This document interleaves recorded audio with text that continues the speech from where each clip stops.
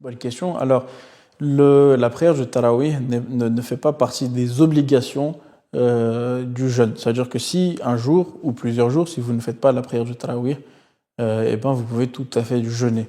La prière du Tarawih, c'est une prière surérogatoire, donc facultative. Elle est très fortement encouragée. Elle vous donne beaucoup de baume au cœur, spirituellement parlant. Elle vous aide énormément puisqu'on entend beaucoup de versets qui sont récités et c'est un moment de concentration, de recueil. On est à la mosquée, il y a plein de fidèles et on est dans une prière qui est longue et ça vous apporte beaucoup.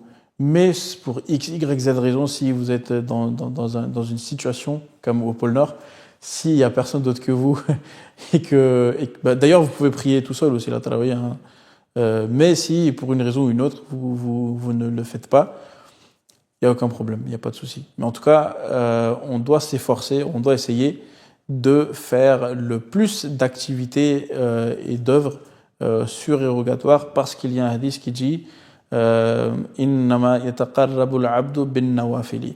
Donc le serviteur de Dieu, il se rapproche de Dieu, non pas par ce qui est ce qu'on appelle le fard, les obligations, parce que c'est obligé, donc on n'a pas le choix, mais ce qui est surérogatoire, les nawafil. Donc la charité, les prières surérogatoires et les autres activités comme la lecture du Coran, les rappels aussi, et j'en passe.